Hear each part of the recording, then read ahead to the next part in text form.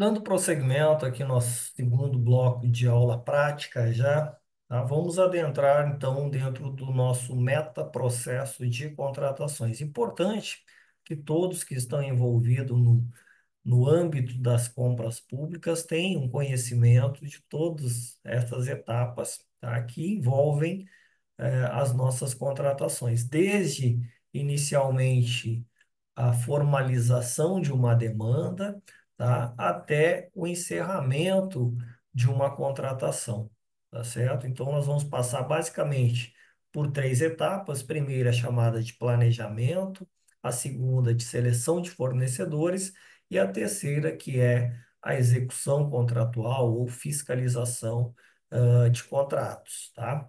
Mas dentro de cada uma dessas etapas, nós temos outras subetapas, diríamos assim, tá? Para que nós consigamos atingir os nossos objetivos. Se inicialmente quero apresentar aqui, nosso objetivo é trabalhar essa etapa inicial, ah, que é a etapa do planejamento e especialmente essa fase preparatória da contratação. Não vamos abordar todo o planejamento em si, né? Porque nós teríamos que falar bastante aqui do plano de contratações anual, depois do edital, da minuta de contrato, que por hora nós não vamos trabalhar nesse momento. Nós vamos né, ficar nesses artefatos, que é a DFD, o ETP, o TR e também a gestão de risco. Não vamos aprofundar na pesquisa de preço, não vamos adentrar no edital, enfim, tá certo? É uma fase mais ampla do que simplesmente esta preparatória que estamos aqui, tá certo? Bom, essa fase preparatória, nós vamos então, como falei, abordar a DFD, depois o estudo técnico. Aqui temos o termo de referência barra projeto básico. Por quê? Projeto básico ele está voltado para as obras e serviços de engenharia, tá? Então, eu, o projeto básico ele é um artefato específico, tá? Para estas aquisições, que são obras e serviços de engenharia. Serviços de engenharia, talvez nem sempre vai ter um projeto básico, mas é importante que essas peças, principalmente, elas sejam elaboradas por profissionais, técnicos dessas áreas de arquitetura, engenharia, técnicos de edificações, enfim, esses profissionais que são aptos a desenvolverem esse artefato do projeto básico, sem prejuízo de eu ter também ali o termo de referência, com aquelas normas mais voltadas para as contratações, como forma de pagamento, a forma de como se dará a fiscalização dos contratos, as penalidades, tudo isso pode permanecer dentro do termo de referência e o projeto básico ser um anexo desse termo de referência.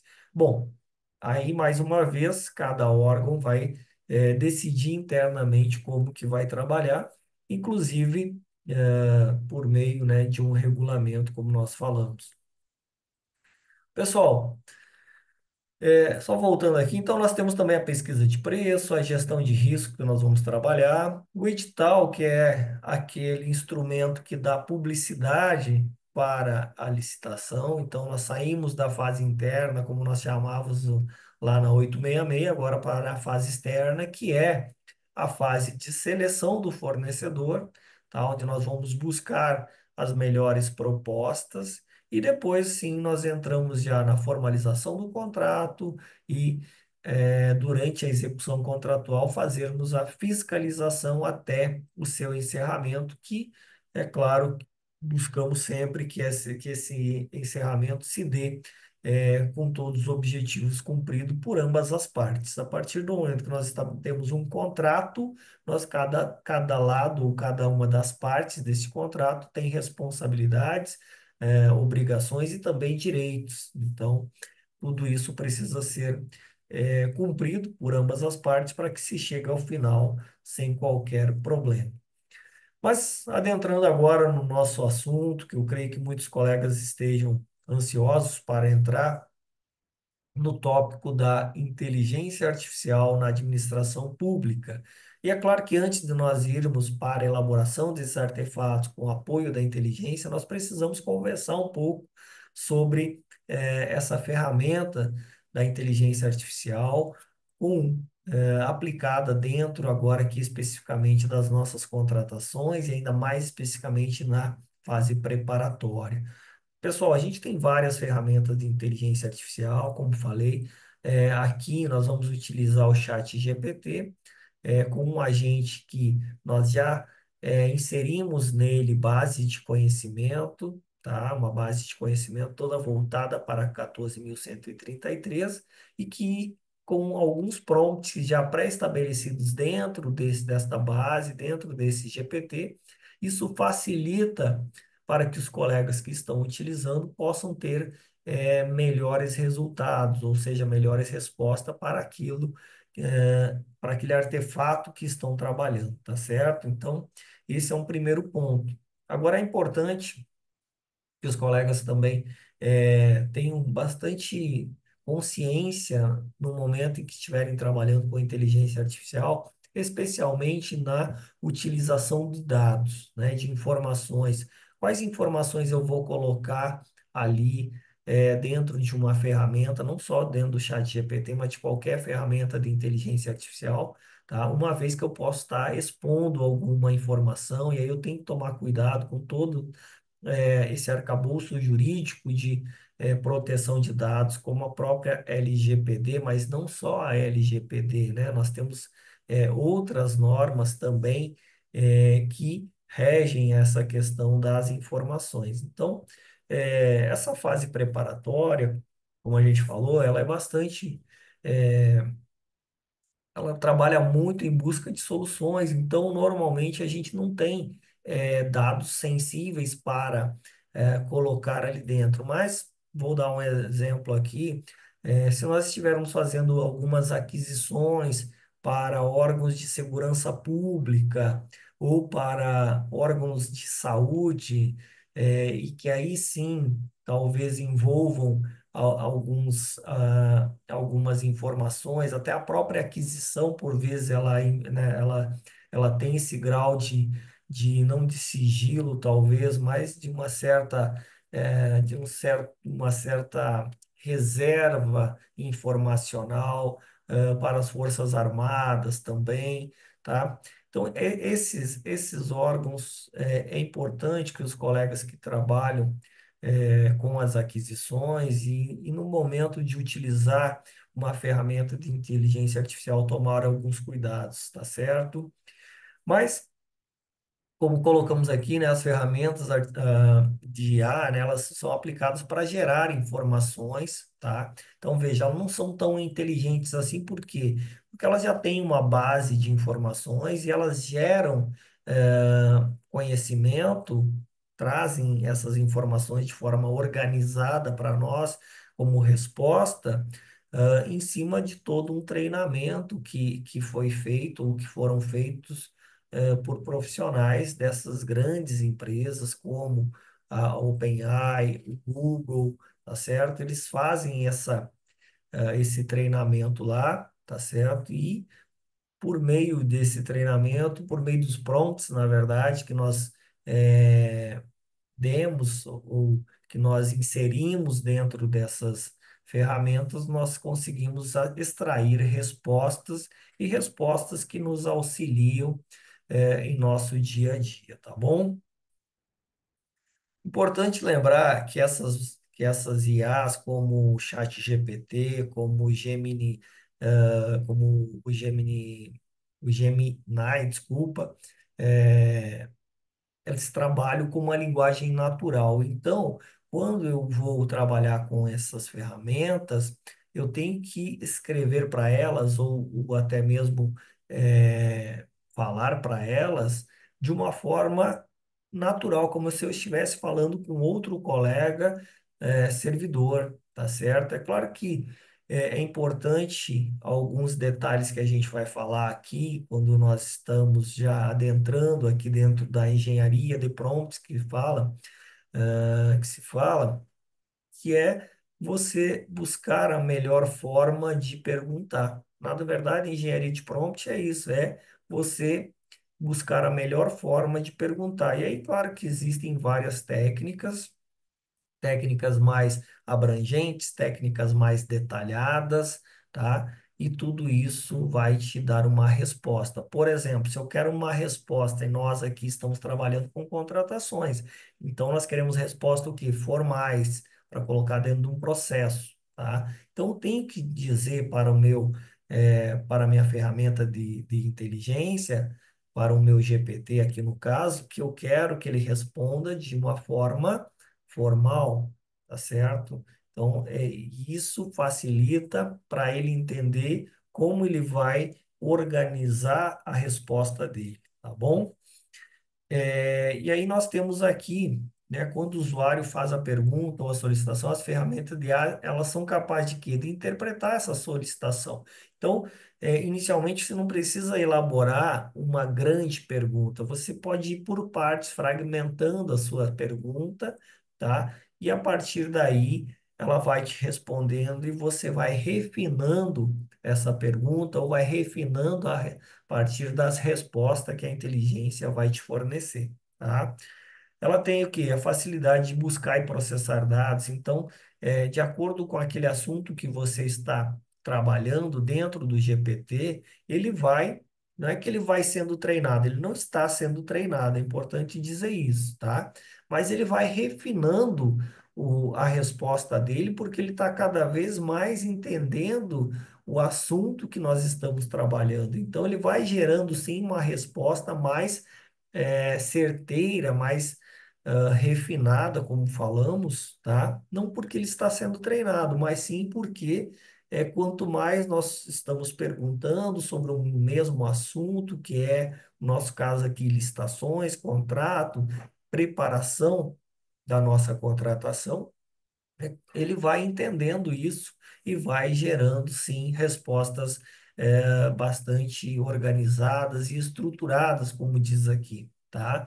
É, Adaptar a linguagem. Então, a resposta ela é formulada assim também numa linguagem natural, vocês vão perceber isso. Assim como as nossas perguntas são de uma forma natural, a resposta também é de uma forma natural, e a resposta é exatamente de acordo com o que nós perguntamos. Se nós queremos uma resposta, como disse, mais formal, se a gente quer um e-mail mais descontraído, tá? Para ele elabore um e-mail de forma descontraída, convocando para uma reunião, tá? Por mais que às vezes a reunião é um assunto um pouco mais sério, mas eu não quero dar esse tom de preocupar os colegas. Então ele elabora um e-mail com uma linguagem mais leve, tá certo?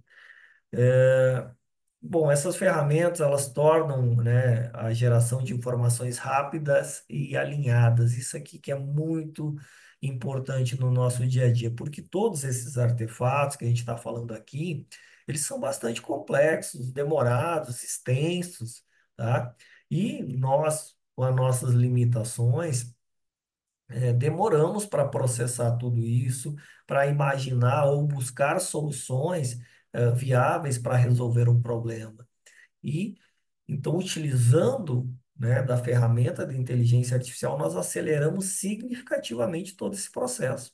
Significativamente. Então, vocês vão ver que a elaboração, principalmente do estudo técnico preliminar, vai ficar muito maior, assim, desculpa, vai ficar muito mais abrangente, muito mais detalhado, com muitas informações que, sem a utilização da inteligência artificial, talvez nós não conseguíssemos ter esse campo de visão tão abrangente, tá bom? E o que é então essa engenharia de prompts que nós estamos falando? É a prática de elaborar instruções, ou seja, comandos, tá? Isso, claro, dentro de uma linguagem natural. Nós não precisamos agora tentar escrever o melhor prompt. Nós vamos aperfeiçoando os nossos prompts. Mas, claro que alguns detalhes são importantes, como a gente já falou. Eu sempre tenho que dizer para o meu robô, entre aspas, que eu quero dele, como que eu quero que ele haja. Então, você precisa agir como um especialista em licitações e contratações públicas, tá? Então, a partir desse comando, ele, né, a máquina entende como que ele precisa se comportar, trazer a resposta em uma linguagem formal e organizada, tá? Então eu já começo a, entre aspas, treinar esse GPT, não é o termo correto, mas vamos falar aqui, tá? Para que ele entenda o que eu chamo de campo situacional, estabelecer ele dentro de um campo situacional, dentro de uma consciência da qual ele está inserido para nos responder, tá? E aí é fundamental aproveitar o máximo o potencial da IA, sempre fazendo esses ajustes, tá? E como que são os nossos prompts, tá? Lembrando que os nossos prompts são o quê? São os comandos, tá? São os comandos que nós vamos dar para a máquina. Clareza e especificidade. Então, nós temos que ser claros, nós temos que ser específico naquelas informações que nós queremos gerar por meio da nossa IA. Contextualização, que eu chamo de campo consciente institucional, tá? Está estabelecido dentro de uma consciência daquilo que nós estamos buscando. É para que o robô pense também da forma que nós estamos pensando. Então, temos que contextualizar ele dizendo: olha, você precisa atuar como um especialista em planejamento de contratações. E a partir daí, então, ele vai entendendo qual é a função dele, tá? Especificação do formato de resposta, como falei. Ah, eu quero uma lista, eu quero um resumo, eu quero uma tabela, tá? Presente por meio de tabela, os possíveis eventos, né? Agora estamos falando aqui de gestão de riscos, os possíveis eventos que podem afetar a minha contratação, na fase preparatória, tá? Presente por meio de tabelas, enfim, depois nós vamos ver tudo isso, tá? O tom e a formalidade, tá? Então, mais técnico, formal, mais acessível, tá? Por vezes eu preciso uma linguagem, né, o pessoal, os colegas da área de TI, por vezes estão elaborando um estudo técnico preliminar e tem, na verdade, que utilizar os termos técnicos, mas, por vezes, utilizando uma ferramenta de IA, ela consegue pegar esses termos técnicos e, sem perder a essência, mas trazer numa linguagem mais acessível, que outros colegas de outros setores também possam entender com um pouco mais de facilidade, principalmente lá os colegas do jurídico, do controle interno, tá bom? Desmembramento de tarefas complexas. Isso aqui também faz parte da engenharia de prompts. Então, eu não posso querer ter uma resposta, talvez para uma pergunta muito complexa. O que que eu faço? Eu quebro essa pergunta em várias perguntas, e aí eu vou criando a minha resposta, tá? Então, quando a solicitação ela é muito ampla, tá? É melhor dividir, tá? Essa pergunta em várias perguntas, em vários prompts ou etapas, tá? E aí, a partir daí, eu posso ir refinando ela, tá? Por exemplo, aqui, ó, descreva os riscos em contratações de serviço. É uma pergunta muito ampla, muito vaga, tá? Eu preciso, como o anterior aqui fala, né?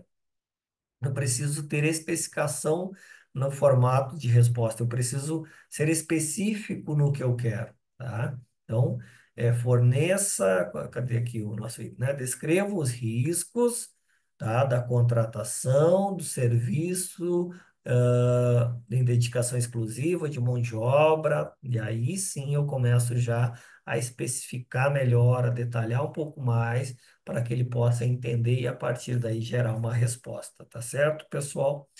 Bom, uma vez estabelecido, tá? Passamos rápido, né? Nosso objetivo também aqui é ter uma aula, né, de inteligência artificial, de engenharia de prompts, até porque não é a minha formação, mas com a prática, com os cursos que eu já fiz, consigo trazer essas informações para que a gente possa trabalhar com bastante eficiência ao longo das nossas aulas.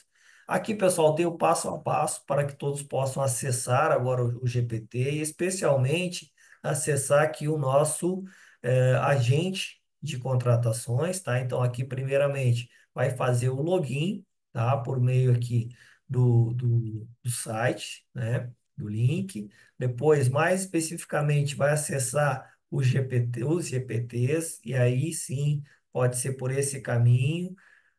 E aí é só digitar aqui nessa linha, tá? Planejamento de contratações IA com o professor Jarbas e a partir daí acessar este nosso robô, tá bom? Ou seguir aqui o passo um, passo 2, explorar GPTs. Depois o passo 3 é buscar aqui nos GPTs esse nosso robô, tá bom?